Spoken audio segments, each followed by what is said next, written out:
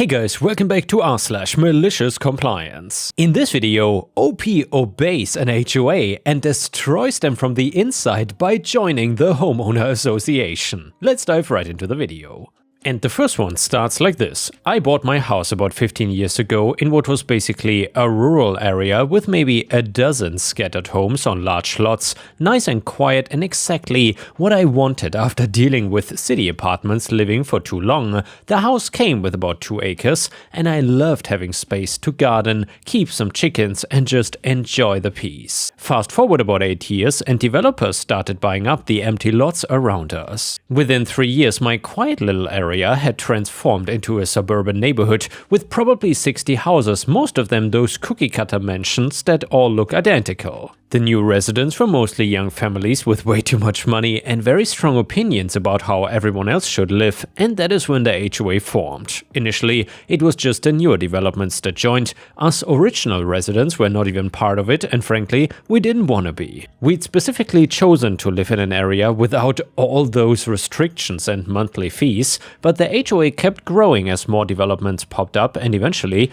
they controlled probably 80% of the neighborhood. The problem started small. I would get friendly visits from HOA board members explaining about the benefits of joining their association. They would talk about how they were planning community events, maintaining property values, and keeping the entire neighborhood looking cohesive. I politely declined every time and thought that would be the end of it. But I was wrong. The visits became more frequent and less friendly. The HOA president, this guy who had moved in 2 years prior and somehow thought he was the neighborhood king, started showing up at my door monthly. He'd lecture me about how my non-compliance was hurting everyone's property values. He particularly hated that I had chickens in my backyard and that I had painted my house a color that was not on their approved list. I had painted it years before the HOA even existed, and then came the letters. Official-looking documents on HOA letterhead demanding I remove my chickens, repaint my house, cut down a perfectly healthy oak tree they claimed was aesthetically inconsistent, and of course join the HOA immediately. I ignored these letters, which apparently made them furious. The HOA president escalated things by filing complaints with the county about my chickens, claiming they were a health hazard. The county inspector came out, looked around and basically told me my setup was cleaner than most restaurants he had inspected. The complaint was dismissed, but I had to take a day off work to deal with it. They tried getting my homeowner's insurance involved, claiming my oak tree was a danger to neighboring properties. My insurance company sent someone out who determined the tree was perfectly healthy and posed no risk. Another frivolous complaint dismissed. The harassment campaign reached its peak when they started targeting my tenants. I'd been renting out my basement apartment to help with the mortgage, and the HOA began sending threatening letters to my tenants about unauthorized occupancy and claiming they were violating neighborhood standards. They would call code enforcement, claiming I was running an illegal rooming house. Every complaint was just baseless, but dealing with them was exhausting and expensive. I had to hire a lawyer just to send cease and desist letters, which the HOA ignored. The breaking point came when the HOA president showed up at my workplace. He had somehow figured out where I worked and came to my office to discuss the situation. He sat in our lobby for 2 hours making a scene until security escorted him out. My boss pulled me aside and suggested I might want to handle my personal issues before they affected my job. That night, I got a certified letter from the HOA lawyer demanding I join the association within 30 days or face all available legal remedies. The letter claimed that because I was now surrounded by HOA properties, I was somehow obligated to join for the betterment of the community. Honestly, I was furious, exhausted, and ready to either move or go to war. And yeah guys, let me know in the comments, what would you do in this situation? Would you move away or would you go to war with the HOA? And before we move on with the story, please don't forget to like the video and press that hype button if it is available for you if you want to support me. Thank you so much. So that is when my lawyer suggested a third option that was beautifully evil in its simplicity. You know, he said, if you join the HOA, you become a voting member with full access to all their records, meetings and financial documents. You might find that information interesting. The next day, I marched into the HOA office with my checkbook and signed up. The office manager looked confused and the HOA president looked suspicious when he heard the news, but they couldn't exactly refuse my membership after 2 years of demanding that I join. I paid my initiation fee, first month's dues, and requested copies of all HOA documents, financial records, meeting minutes, and vendor contracts, as was my right as a new member. The office manager said they would mail them to me, but I politely insisted on getting them immediately. After some back and forth, she reluctantly handed over several boxes of documents. That weekend, I spread everything out on my dining room table and started reading. At first, it was the usual boring HOA stuff, complaints about Christmas decorations, arguments about pool maintenance, typical suburban drama. But then I started noticing some interesting patterns in the financial records. The HOA had a pretty substantial budget, over $200,000 annually in dues plus special assessments. But the expenses seemed oddly high for just basic maintenance and management. The landscaping contract was with a company I'd never heard of, and they were being paid nearly $50,000 a year to maintain what amounted to a few common areas and some street medians. I looked up the landscaping company online and I found something interesting. It had been incorporated just 6 months after our HOA president was elected, and the registered agent was someone with the same last name as the president. That got me digging even deeper. The property management company the HOA used was charging $3,000 monthly for services that neighboring HOAs were getting for $800. Again, this company was relatively new and had very few online reviews. The HOA had also taken out a substantial loan for community improvements that I could not find any evidence of in the neighborhood. According to the paperwork, they had borrowed $75,000 for new playground equipment and walking paths, but I could not find any new playgrounds or paths anywhere. I started attending HOA meetings regularly, which clearly annoyed the board members, and at my third meeting, I asked some pointed questions about the landscaping contract and why it was so much higher than comparable services. The president got defensive and said they had thoroughly vetted all vendors, and these were competitive rates. I requested a formal review of all vendor contracts, which was within my rights as a member. They grudgingly agreed, but said it would take them some time to compile everything. Meanwhile, I'd been doing my own research and I discovered that the landscaping company was owned by the HOA president's brother-in-law. The property management company was owned by the vice president's wife. The loan for community improvements had been partially used to pay these inflated contracts, creating a nice little money laundering scheme. But the real bombshell came when I found the insurance records. The HOA had filed several insurance claims over the past year for vandalism and storm damage that I was pretty sure had never happened. I lived in the same neighborhood and would have noticed if we'd had $15,000 worth of storm damage to community property. I spent the next 2 months documenting everything. I cross-referenced insurance claims with weather reports, tracked payments to shell companies, and built a timeline of the fraud. The pattern was clear. The HOA leadership had been systematically embezzling funds through inflated contracts, fake insurance claims, and phantom improvement projects. I also discovered they'd been using HOA funds to pay for personal legal fees related to their harassment campaign against me, which was a clear misuse of community money. At the next HOA meeting, I presented my findings. I stood up during the open comment period and calmly laid out the evidence of fraud, embezzlement, and misappropriation of funds. The room went dead silent. The president tried to dismiss my claims as disgruntled member conspiracy theories, but I had documents, bank records, and a paper trail that was pretty hard to argue with.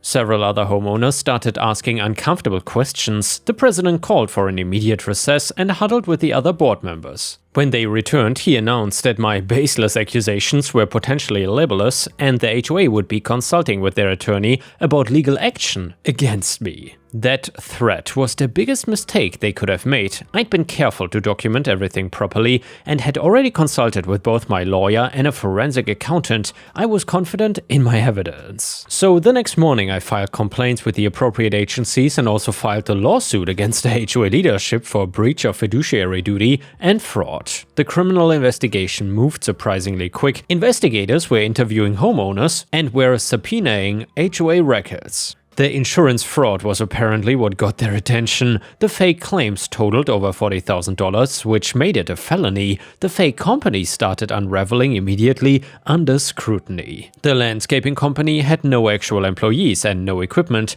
They'd been billing for services never performed. The property management company was charging for office space they did not have and staff they had never hired. The HOA president and vice president were arrested 6 months later on charges including fraud, embezzlement, insurance fraud, and conspiracy. The trial lasted 3 weeks and the evidence was overwhelming. They had stolen over $120,000 from the HOA over 2 years. The president got 4 years in state prison plus restitution, and the vice president got 3 years. Both had to forfeit assets to pay back what they had stolen. The HOA itself was completely broken. With their leadership in prison and their finances in shambles, they couldn't maintain basic operations. I essentially bankrupted them. The State Attorney General's office put them into receivership, and within a year, the HOA was officially dissolved. Property values actually went up after the HOA disappeared. It turns out most people preferred living in a neighborhood without constant harassment and arbitrary rules. Insert surprised Pikachu face for any Karen that thought such HOA leadership would be preferred by residents. The best part came during the asset forfeiture process though. The president's house had to be sold to help pay restitution to the HOA members. My chickens though are still happily clucking in my backyard, my oak tree is still standing tall, and my house is still painted the color that I like. And my basement apartment is still generating rental income without any harassment. Several neighbors have thanked me actually for exposing the fraud. It turns out a lot of people had been uncomfortable with the HOA's aggressive tactics but didn't know how to fight back. And the next one is another brand new, amazing malicious compliance story that is titled, "I cannot transfer to another class. Okay, band director, I will stay in your band." Posted by user FalconGK81. And by the way guys, if you enjoy the malicious compliance stories, please don't forget to leave me a comment because I appreciate your feedback. So I grew up as an army brat, so I did a lot of moving in my childhood. I had been at my current school for 4 years, starting in 8th grade. Up until then, it was the longest I'd ever been in one place. I would be moving across an ocean for my senior year of high school. I was gonna miss the friends I had made, but as an army brat, this was not anything new. Frankly, I was looking forward to a change of scenery. I was a member of the high school band. Through my sophomore year, we had a wonderful band director who was the kind of teacher everyone dreams of. Helpful, friendly, supportive, encouraging, and a little bit of a hard ass when needed. However, she left us and her replacement was nothing short of horrible. He was mean, rude, short-tempered, and authoritarian. One spring day nearing the end of my junior year, I needed to go to a dental appointment to fix a cavity. Given that we were about to move thousands of miles away, we just took the first appointment we could get, and that happened to be an early afternoon that would require me to miss a single day of band class. So I go to the band director and inform him that I'm gonna miss class this afternoon for a dental appointment. Then I check out of school, go to the dentist, get my tooth filled, go home and carry on with the rest of my life because, well, this is a regular routine, normal and not at all unusual event that is hardly worth even noticing, let alone causing drama, right? Well, of course not. I come to school the following day and a bunch of my bandmates come up to me at morning break. "Hey OP, did you hear about Mr. B yesterday?" They all inquire. "No, what happened?" I reply. I get a story about how Mr. B decided to take the opportunity of my absence to lecture the entire band about how dedication is so important and that everyone really needs to be a team player. We don't need selfish members in this band who schedule appointments during band class and rehearsals. I mean, he really lays into it. Apparently, arms waving, voice rising, he works himself into a full tirade against selfish band members who don't show up to class for trifling things like medical appointments. While the band was somewhat large, probably 80 students, everyone in the room knew exactly who he was referring to, as I'm conspicuously not in my chair that day, hence the cluster of bandmates asking me if I had heard about this. So here's the thing. As I mentioned earlier, I am an army brat through and through. To this day, I still say yes sir or no ma'am when talking to my elders and superiors. I know rules and order and I know my part in the system. I was not rebellious. I had a 3.9 GPA, good manners and never put a toe out of line, but I also have a very large sense of justice. And this This was BS. So I marched myself right to the band director and said, "Mr. B, I hear you gave a good lecture about not needing people who are not dedicated in the band, and apparently how scheduling appointments during band class is not showing dedication. So effective immediately, I'm no longer in your band. I will find another class to finish out the year." You should have seen the veins on his forehead. I swear the man nearly stroked out.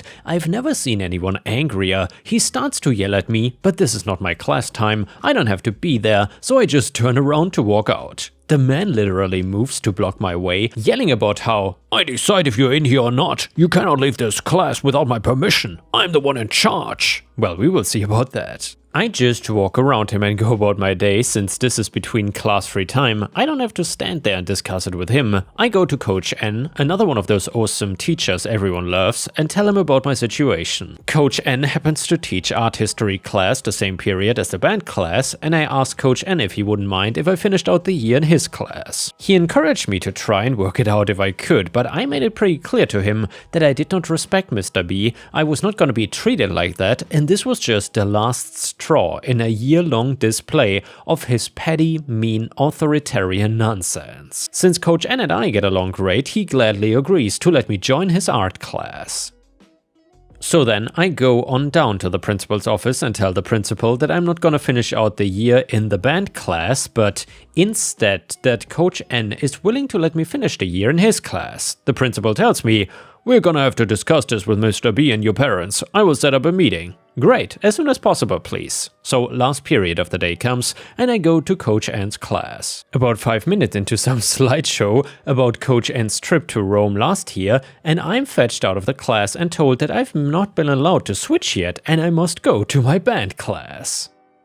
Cue the malicious compliance. "I cannot leave without your permission, Mr. B. Okay, I will stay in your band." Now, what older, more vindictive me thinks I should have done was just play the most ridiculous, off-note, out-of-tempo nonsense all class long. That would have been hilarious. But that is not what I did. Like I said, I was a rule follower. Playing wrong loudly never crossed my mind. Instead, what I did was go into band class, take my front row seat. I was first chair oboe and sit with my hands folded in my lap for the entire 90 minutes, staring at Mr. B. I don't take out my instrument, warm up, pull out sheet music or interact with anyone the entire time. I just sit there passive-aggressively displaying that while you can make me stay in your class, you cannot make me play. You would think he would get the hint and just relent, but that's not Mr. B's style. Instead, for 2 days while they set up the meeting with my mom, I have to sit in that class and openly defy him. However, he's got a plan. He's gonna threaten my grades and try to coerce my mom to make me support him. Thankfully, I've already prepped my mom and she's no fan of Mr. B, so that's gonna go nowhere. So then we finally go to the meeting, and when both sides have had their say, Mr. B smugly says, "If I don't let you out of my class, you have to stay. You will get a failing grade." The principal takes his side and also tried to cajole me into staying, trying to lean on the threat to my grades. OP's mom,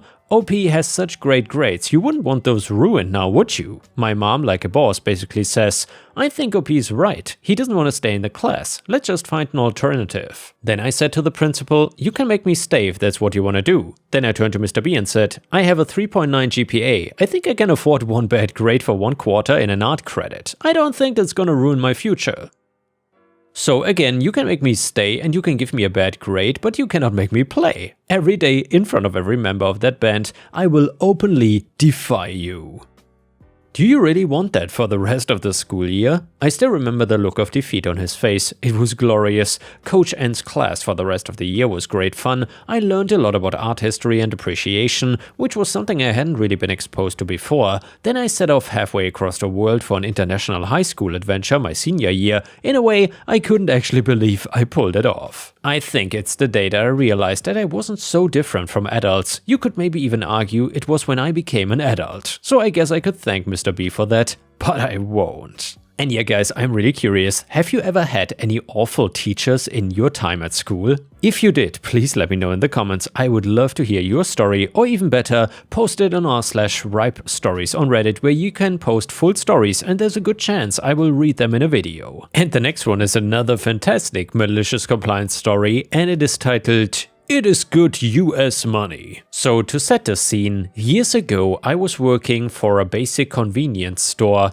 a guy comes in, wanders the stacks, and comes to me with about $7.50 worth of stuff and then hands me a $100 bill. I say, dude, please tell me you have something smaller. I just opened up about 45 minutes ago. I don't think I can break that. All true, by the way. I knew my till was on a razor's edge for this one. I see that look on his face. I hear that tone. And he says, no, it's all I've got. Those in customer service know that voice that says, I'm the customer, you're the peasant tone. Well, right, okay then, I knew the type, but I try begging off, giving him an out before I turn on my Gen X lack of Fs. Still polite and professional, though I say, well, I cannot make any promises and I cannot check while the sale is on the screen. Well, you have to take it. It is good US money. Well, that is not how this works. If I ain't got the cash, I have every right to refuse service. But hey, Mr. Customer, you set the rules, so malicious compliance it is. And let me tell you, I will make you regret this. So what I did is, I popped the drawer and the gods smiled upon me. 3 20s, 2 10s, and assorted $5 and $1 bills and coins later, he has his change. He asks, what's this? Your change. I was not sure I could pull it off, but we got lucky. Enjoy your afternoon. He is just standing there, unsure how to respond or act. Is everything okay? It is good US money, no? All sweetness and charm. Never saw anyone go from 1 to completely impotent 100 so fast. He wanted to chew me out or complain to my boss, but I knew I had done nothing wrong. I gave him what he demanded, $90 plus change from a $100 bill, what he's gonna howl about. Your clerk gave me exact change, the boss, and you are angry. Why? I watched each and every thought run across his face, trying to make me look bad, and just couldn't, so he just turned around and sulked away out of the door. I've put in 40 plus years behind the counter in 4 states and dozens of stores, and this is by far my single most favoritist customer exchange ever. And yeah guys, thank you for watching, I will see you again tomorrow.